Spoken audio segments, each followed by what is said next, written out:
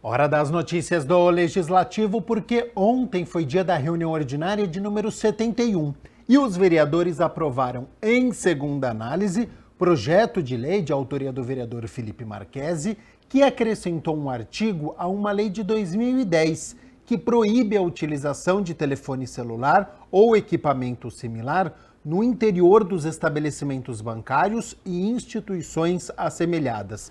A alteração determina que nos casos em que o acesso aos serviços oferecidos pelos bancos dependa da utilização de telefone celular, fica autorizada a utilização pelos clientes.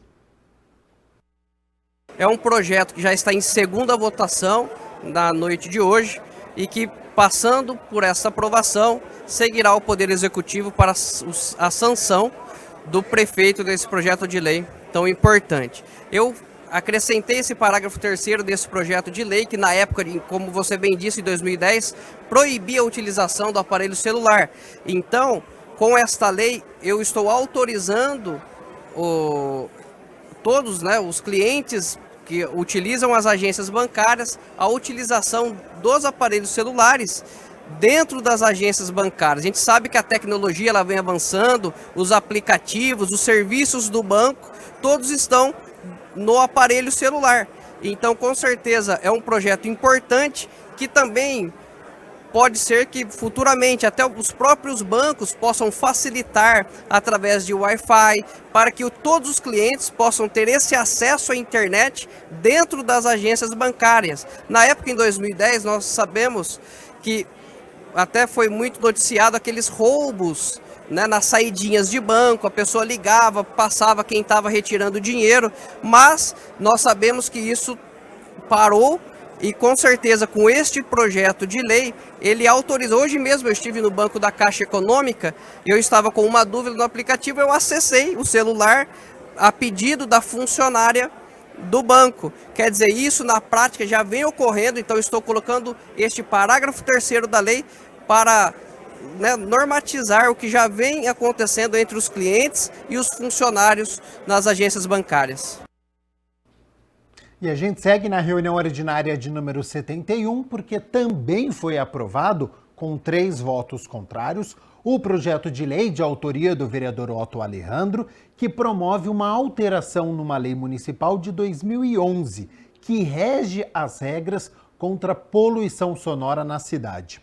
A mudança estabelece que denúncias contra barulho excessivo deverão identificar o nome e o endereço do denunciante.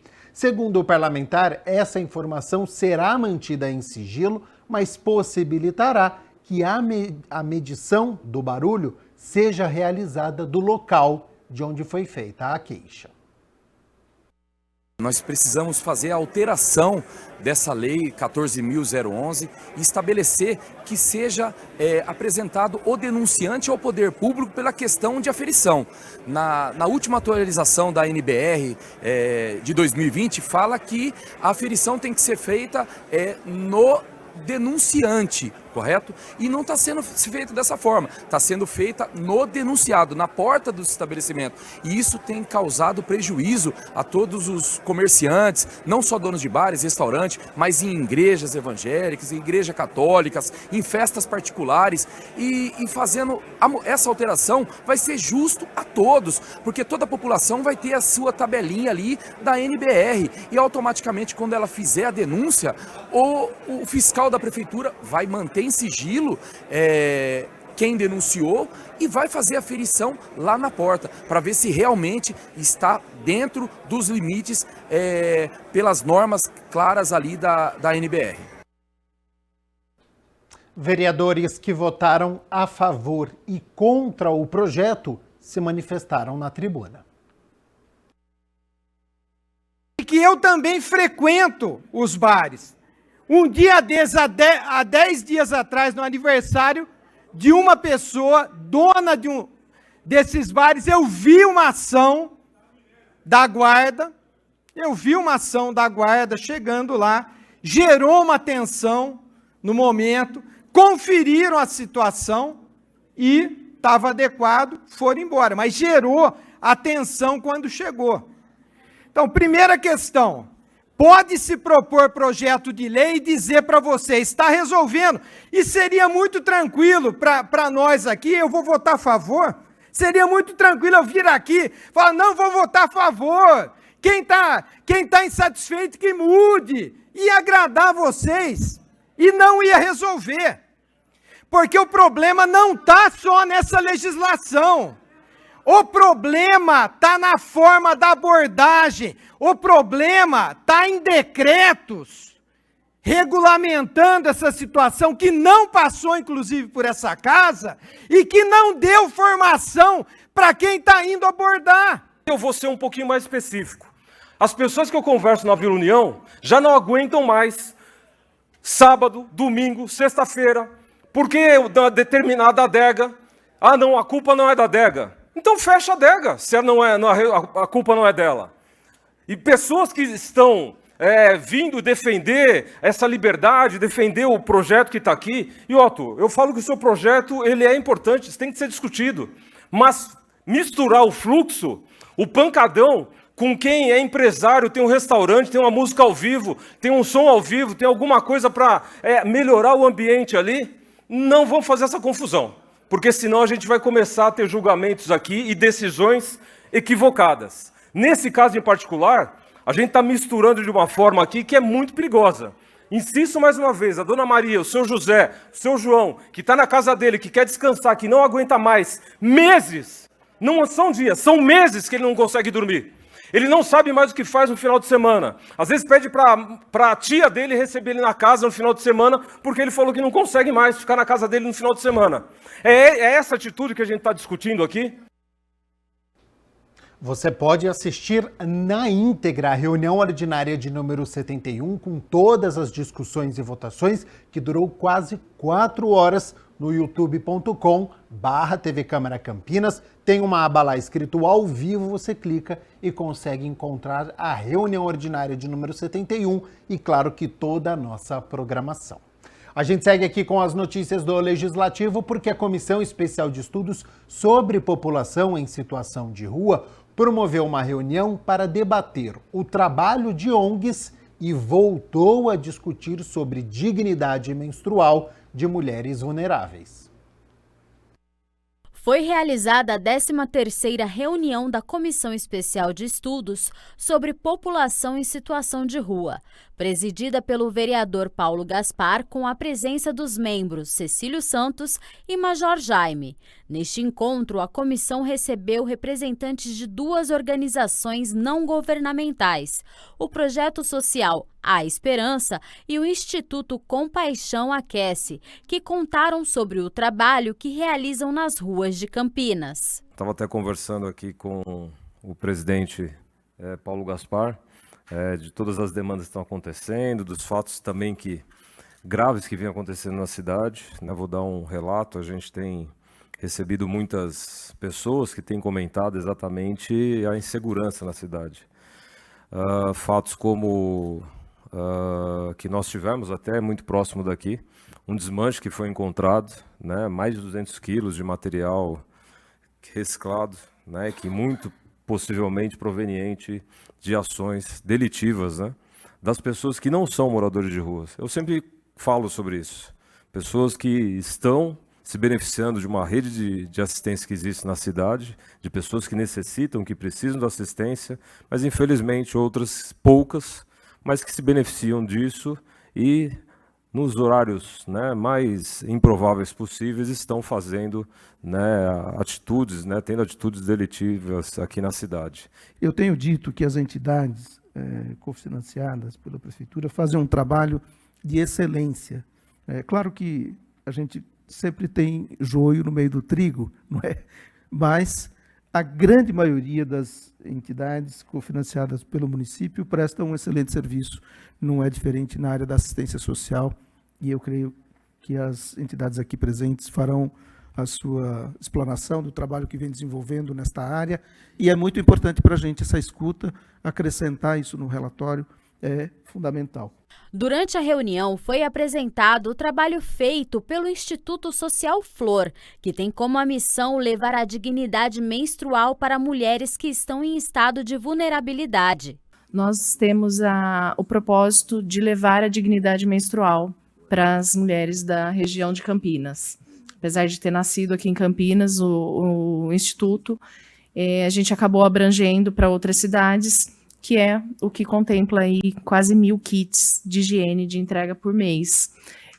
O Instituto trabalha com doações, né? Então nós arrecadamos todos esses itens. Hoje a gente não trabalha com verba pública, a gente tem algumas burocracias, né, para cumprir e ter acesso, ter o apoio do poder público, mas de qualquer forma a gente acredita que tem que trabalhar em conjunto, né, tem que discutir políticas públicas para levar a maior dignidade a essas mulheres. Um dos temas mais debatidos entre as ONGs no plenário foi a falta de políticas públicas antidrogas. Aí você passa no Terminal Central, tem aquele monte de morador de rua lá. Todo mundo sabe por que eles estão ali. Todo mundo sabe. Não, os caras não é usuário de drogas, os caras é doente. Então vamos colocar a questão assim em pauta. Dependência química é uma doença lenta, progressiva e incurável. Ela não é coisa de bandido. Ela não é coisa demoníaca. Ela é uma doença. E se ela é uma doença, ela tem que ter saúde pública para tratar. Se não tem saúde pública para tratar, eles vão ficar jogados na rua, cara. Porque eles são doentes, eles usam para viver e vivem para usar. Hoje, as comunidades terapêuticas de Campinas, a maioria passam por dificuldades, a grande maioria. E a que tem, eu acredito que é a Padre Haroldo, que eu acho que é a única que é conveniada com a prefeitura, é uma burocracia enorme para o cara entrar lá. Às vezes é a única oportunidade que o cara tem de sair da rua naquele momento. Aí o cara tem que fazer um acompanhamento, tem que ir lá fazer um outro exame, tem que tirar não sei o quê, tem que fazer um monte de coisa. Um cara apresentou uma lista de documentos lá que nem para entrar para trabalhar você precisa daquilo lá. Então, foi como uma pessoa que está pedindo ajuda, um socorro. Imagine, a ambulância está saindo para socorrer alguém, ela não para, ela vai embora.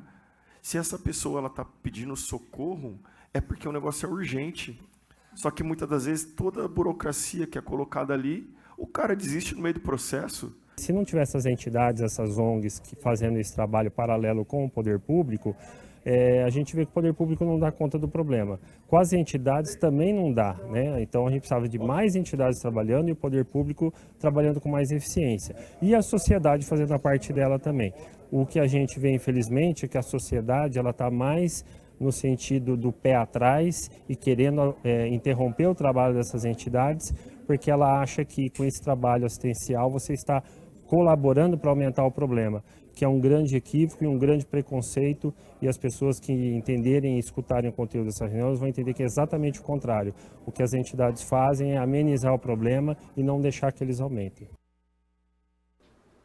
A vereadora Guida Calisto presidiu o debate público com o tema Caminhos para a Paz. Além dos vereadores Paulo Búfalo e Mariana Conte, também participaram do debate integrantes do Comitê de Solidariedade ao Povo Palestino e a presidente do Conselho Mundial da Paz. Confira como foi. Caminhos para a Paz foi o tema do debate público realizado na Câmara Municipal na última quinta-feira. O debate foi presidido pela vereadora Guida Calisto no plenário da Casa de Leis. Os vereadores Paulo Búfalo, que é membro da Comissão de Defesa dos Direitos Humanos e Cidadania na Câmara, e Mariana Conte também participaram da mesa. A discussão teve como foco o conflito na faixa de Gaza e a defesa do movimento Palestina Livre. O principal ponto foi isso, foi dar voz principalmente para os palestinos.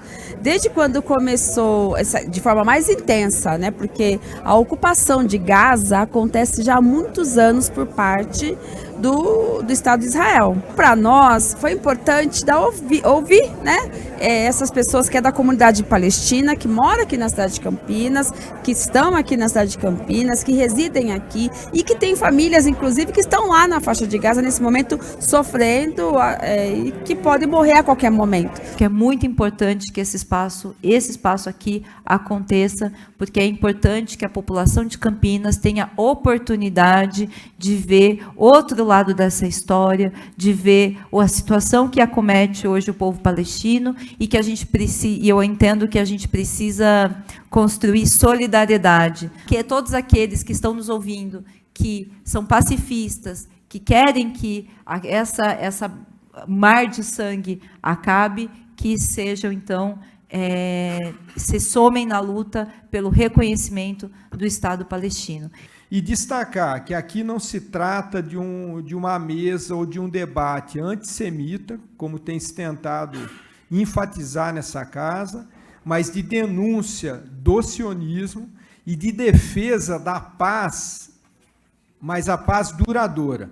Por isso que nós chamamos a necessidade do reconhecimento de um Estado independente e autônomo do povo palestino naquela região do mundo, que é uma região onde historicamente esse povo viveu, construiu raízes e fez a sua história. Um dos convidados para debater o tema foi o palestino Abdel Latif. Ele é médico e integrante do Comitê de Solidariedade ao Povo Palestino. Falar de paz em tempos de guerra e genocídio não é algo fácil. As palavras se perdem com o barulho das caças israelenses atacando Gaza. E as forças se esgotam vendo tantas crianças sendo assassinadas. Até hoje, são 11.000 civis assassinados. 75% deles crianças. São 4.500 crianças. A cada hora morre em Gaza 15 civis, entre eles 6 crianças e 5 mulheres. São mais de 30.000 civis feridos, também 70% deles crianças e mulheres. A presidente do Conselho Mundial da Paz e coordenadora do SEBRAPAZ, que é o Centro Brasileiro de Solidariedade aos Povos e Luta pela Paz, também esteve presente no debate. O SEBRAPAZ é uma entidade internacional criada em 1949 que reúne organizações de quase 100 países. Esse é, de fato, um grande desafio para toda a humanidade, porque o que está ocorrendo em Gaza ficou conhecido no mundo inteiro agora, mas o que ocorre vem ocorrendo desde 1947, talvez até antes. E em 1948, Israel toma de conta da maior parcela por determinação da ONU, do território. E a população palestina fica com a menor parte, em torno de 47%. De lá para cá, são várias guerras para expulsão. Mas a ideia também é debater para que essa casa se posicione de alguma forma. É difícil, mas a vida é difícil, viver uma contradição é muito difícil, mas a gente precisa apresentar esse debate para a sociedade. Não é possível, é só ficar com uma orientação, com um pensamento único. Nós precisamos dar voz para os lados poderem se expressar. Em audiência pública foi discutido o projeto de lei complementar de autoria do prefeito sobre a reorganização da Secretaria de Habitação do município. A Comissão Permanente de Constituição e Legalidade da Câmara, que é presidida pelo vereador Jorge Schneider, foi responsável pela condução da 43ª audiência pública. O tema debatido foi a reorganização administrativa da Secretaria de Habitação de Campinas, além de outros assuntos relacionados ao tema. Nós precisamos entender que Campinas é uma cidade grande, que nós temos muitas famílias que precisam da ação pública nesse momento. E a regularização é uma das coisas que mais traz a saúde mental e física até a população. Nós temos que olhar que são duas faces que nós temos. Aqueles que já estão em locais não regularizados e aqueles que esperam um local, que estão na fila da Coab, aguardando uma unidade habitacional. Então nós temos que entrar com duas frentes e isso aí vai colaborar com a frente da regularização. essa reorganização estrutural da Secretaria de Habitação, ela se faz necessária, né, e vem em boa hora. Como o próprio Lucas disse aqui, essa parceria ela é muito importante, tenho certeza que essa reorganização, mesmo enxuta, como o próprio secretário ali disse, né, parece que é mais uma diretoria e uma coordenadoria, apenas 2 cargos, né, ela só vem ajudar nos avanços na questão de promover meios de assegurar a participação social nessas políticas públicas, né. Nós temos avançado muito, né, muito mesmo, né, impressionante aí, na regularização fundiária, nos empreendimentos, né. Este ano, só no governo do prefeito Dário Saad, nós já anunciamos agora há pouco, aí, esses dias, nós estamos nos aproximando de 7.000 regularização fundiária. Tá? E até o final do ano nós devemos ter mais cerca de 3.500, mais ou menos. A ocasião também serviu para que as dúvidas pudessem ser respondidas. Dos processos de regularização fundiária que estão em curso, né, gostaria de saber se tem alguma coisa prevista para a região do Campo Belo, né, principalmente pensando ali no pessoal que vai ser desabrigado pela rodovia Miguel Melhado, pela duplicação, e também com relação a uma ocupação que fica na região do Itatiaia. Se tem alguma coisa para a região sul no processo de regularização fundiária que já está em curso no município ou para que vai se iniciar nos próximos meses ou até mesmo ano que vem. Em relação, né, às famílias que serão atingidas ali pela duplicação da rodovia Miguel Melhado, dada a necessidade de remoção, né, considerando essas interferências, as famílias elas não serão beneficiadas pelo programa de regularização fundiária do município, né? Porém, o município, através da Secretaria de Habitação, está ofertando o atendimento dessas famílias através do programa de auxílio moradia emergencial. Em relação à regularização ali da região do Itatiaia, do Jardim São Fernando, dou a notícia, acho que em primeira mão para a senhora, que nós aprovamos o levantamento planaltimétrico cadastral, que é a primeira peça exigida para o processo de regularização fundiária dessas áreas. Porque é isso que nós precisamos, uma Campinas legal, mas uma Campinas que dê suporte àqueles que querem trabalhar para o bem comum. A Câmara de Campinas foi sede do 2º encontro estadual dos clubes sociais negros de São Paulo. Foi realizado na Câmara Municipal de Campinas o 2º Encontro Estadual dos Clubes Sociais Negros de São Paulo. O encontro tem como objetivo a criação de um projeto de lei estadual para a construção de políticas públicas para a manutenção e incentivo dos clubes. Participaram da reunião representantes de conselhos municipais, estaduais e dos clubes sociais negros do estado. O assessor parlamentar, que representa a deputada estadual Leci Brandão, responsável pela iniciativa, destacou a importância dos clubes. Os clubes sociais negros são um espaço de resistência, de luta, de construção de identidade da população negra que foi se organizado em todo o território nacional e em especial no estado de São Paulo. Então, várias cidades, em especial nos espaços urbanos, foram constituindo esses espaços, esses territórios, esse que a gente sabe espaço de aquilombamento, onde essa população se organizava, ora para ação social, ora para ação de lazer, ora para ação cultural, e acabaram se constituindo inclusive do ponto de vista físico. Então boa parte desses clubes hoje eles vivem fisicamente, né, tem estrutura física, e a ideia desse encontro é plugar esses espaços como um grande fórum, né, de debates na luta contra o racismo e de promoção da igualdade racial. Representantes dos clubes pontuaram a relevância do encontro. Para a gente, no caso, é uma grata satisfação, porque justamente isso mostra que nós estamos evoluindo e temos que justamente estar nos organizando para que possa, no caso, alcançar os objetivos, os quais nós temos os direitos de estar participando. No estado de São Paulo, são 22 clubes localizados em 21 cidades, que ainda hoje lutam pela preservação da cultura e melhoria da condição de vida da população negra. A maioria dos clubes, os que não fecharam, sobrevive às duras penas.